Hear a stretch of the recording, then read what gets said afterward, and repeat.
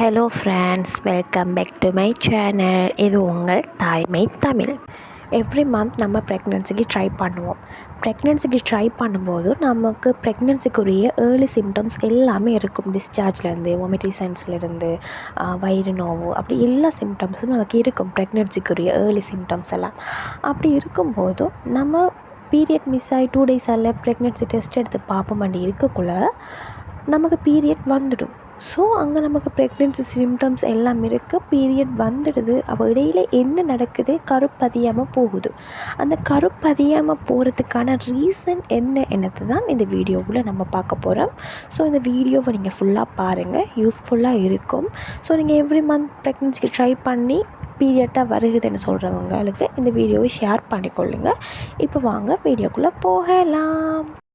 முதல்ல நம்ம காரணத்தை பார்க்குறதுக்கு முதல் எப்போ கருப்பதிதல் நடக்கும் என்னத்தை பார்ப்போம். பீரியட் 20வது நாள்லேருந்து 24 நாளைக்குள்ளே ஏதாவது ஒரு நாள் கருப்பதிதல் என்கிறது நடக்கும். இல்லாட்டி ஒவியுலேஷன் நடந்து 6லேருந்து 10 நாளைக்குள்ளே ஏதாவது ஒரு நாள் அந்த கருப்பதிதல் நடக்கும். ஸோ இந்த கருப்பதிதல் நடக்காமல் போகிறத நாடி தான் நமக்கு அது பீரியட்ஸை வருது. அது எதனால் வருதுன்றதை பார்த்தோம்னா, முதலாவது இன்ஃபெக்ஷன். இந்த இன்ஃபெக்ஷன் இருக்கிறது நாடி கருப்பதிதல் என்கிறது நடக்காது. இன்ஃபெக்ஷன் இருந்தால் ஏன் நடக்காதுன்னு கேட்டிங்கன்னா, சிலவங்களுக்கு ஈஸ்ட் இன்ஃபெக்ஷன் இருக்கும். அதாவது வெர்ஜினல் ஏரியாவில் அரிப்புத்தன்மை இருந்துட்டு தயிர் போல் பதார்த்தம் டிஸ்சார்ஜாக வாரது, இன்டர்கோர்ஸ் இருக்க முடியாத அளவுக்கு எரிகிற தன்மை இருக்கிறது. இது நாடி கூட நமக்கு கருப்பதிதல் என்கிறது அந்த இன்ஃபெக்ஷன் தங்க விடாமல் செய்யலாம். அல்லது யூரின் இன்ஃபெக்ஷன் இருக்கிறத நாடி சிலவங்களுக்கு யூரின் இன்ஃபெக்ஷன் இருக்கும். இந்த யூரின் இன்ஃபெக்ஷன் ஏன் வரும்னு பார்த்தீங்கன்னா, பாத்ரூம் போயிட்டு ஒழுங்காக வாஷ் பண்ணாமல் வந்தோம்னா, அழுக்கு அண்டர்வேயாவை திரும்ப யூஸ் பண்ணுறது, இப்போ நம்ம ஒரு டே யூஸ் பண்ணது நெக்ஸ்ட் டே யூஸ் பண்ணுறது, 3 ஹவர்ஸுக்கு ஒருக்கா நம்ம சேஞ்ச் பண்ணணும். இப்போ உள்ள லைஃப் ஸ்டைல், ஹீட்டான லைஃப் ஸ்டைலுக்கு நம்ம எவ்வளவு சுத்தமாக இருக்குமோ அந்த அளவுலேருந்து நம்ம இன்ஃபெக்ஷனுங்கிறத தடுத்துக்கொள்ளலாம். இந்த ஈஸ்ட் இன்ஃபெக்ஷன் இருக்கிறவங்களுக்கு நான் தனி ஒரு வீடியோ போடுறேன். இப்போ நம்ம இதில் இருக்கிற காரணங்களை மட்டும் பற்றி பார்ப்போம். 2வது பார்த்தீங்கன்னு சொன்னால் கேஸ்ட்ரிக் ப்ராப்ளம், வயிறு உப்பிசமாக இருக்கிறது, தொப்பை வச்ச மாதிரி இருக்கிறது, நெஞ்செறிவு தன்மை இருக்கிறதுனாடி கூட நம்மளோட கருப்பதியாமல் போகிறதுக்குரிய ரீசன் இருக்கலாம். 3வது சிம்டம்ஸ் பார்த்தீங்கன்னு சொன்னால் அலர்ஜிக். சிலவங்களுக்கு இல்லை, ரொம்ப அதிகமானவங்களுக்கு அலர்ஜிக் என்ற ஒன்று இருக்குது. இது பிறந்தத்துலேருந்து சிலவங்களுக்கு அலர்ஜிக் இருக்கும். சிலவங்களுக்கு பெரியவங்களாயினத்துலேருந்து அலர்ஜிக் இருக்கும்.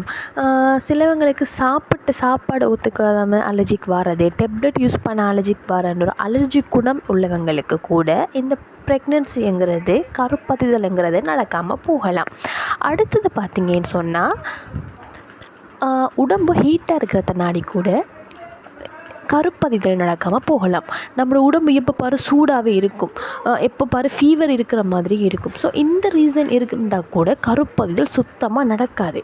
இந்த சூடாக இருக்கிறதுனால நம்ம என்ன செய்யலாம்? நிறைய பெண்களுக்கு கருப்பதிதல் நடக்காமல் போகிறதுக்கு இந்த உடம்பு ஹீட்டாக இருக்கிறது தான். இதை பற்றின தனி வீடியோ, அதுக்கு என்ன பண்ணணும் என்ற வரைக்கும் நான் போடுறேன். ப்ரெக்னென்சிக்கு ட்ரை பண்ண மந்த் நீங்கள் எடுக்கிற ஃபுட்டில் உள்ள பிழைகள், அதாவது அஜினமோட் சேர்ந்த ஃபுட் எடுக்கிறது, சோடா குடிக்கிறது, கூல்ட்ரிங்க்ஸ் குடிக்கிறது, அதிகம் காரமுள்ள சாப்பாடு சாப்பிட்றது, அன்னாசி பழம், பப்பாசி பழம், அலர்ஜிக்குள்ள மீன் வகைகள் சாப்பிட்றது என்பதனாலே கூட நம்மள கருப்பதிதல் நடக்காது. அடுத்த காரணம் பார்த்தீங்கன்னு சொன்னால், ஆண்களோட விந்தணுக்கள் சரியான முறையில் இல்லாமல் அன்ஹெல்த்தியாக இருக்கிறது.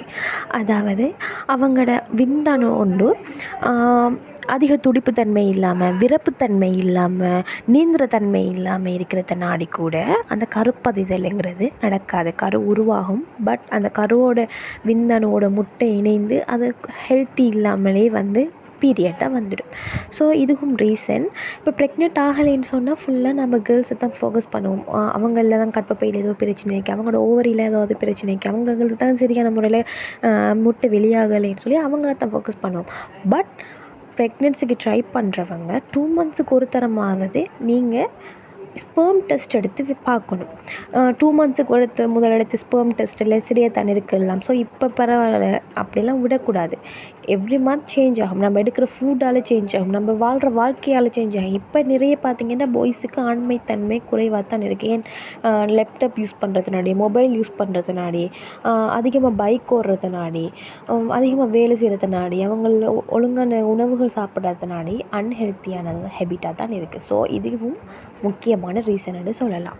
ஸோ இந்த ரீசன் எல்லாம் நீங்கள் அந்த மந்த் செய்கிறீங்கன்னு சொன்னால், இந்த ரீசன் இருக்கிறதுன்னு சொன்னால் உங்களோட கருப்பதிதல் இம்ப்ளான்டேஷன் நடக்காது. இந்த இம்ப்ளான்டேஷன் நடக்காட்டி ப்ரெக்னென்சியும் வராது. ஸோ நீங்கள் இதையெல்லாம் விட்டு தவிர்ந்து அந்த மந்த் நீங்கள் கேர்ஃபுல்லாக இருந்து இந்த வீடியோவில் நான் சொன்னதையெல்லாம் விட்டு தவிர்ந்து நீங்கள் எவ்ரி மந்த் ட்ரை பண்ணுங்கள். நம்பிக்கையோட ட்ரை பண்ணுங்கள். நீங்கள் ப்ரெக்னென்சியாக நிறைய சான்சஸ் இருக்குது. சரியா? இப்போ இந்த வீடியோ உங்களுக்கு யூஸ்ஃபுல்லாக இருக்குமென்னு நம்புகிறேன். பிடிச்சிருந்தால் லைக் பண்ணுங்கள், ஷேர் பண்ணுங்கள், கமெண்ட் பண்ணுங்கள். மறக்காமல் இந்த வீடியோவை சப்ஸ்கிரைப் பண்ணிக்கொள்ளுங்கள். இத்துடன் விடைபெறும் நான் உங்கள் தாய்மை தமிழ்.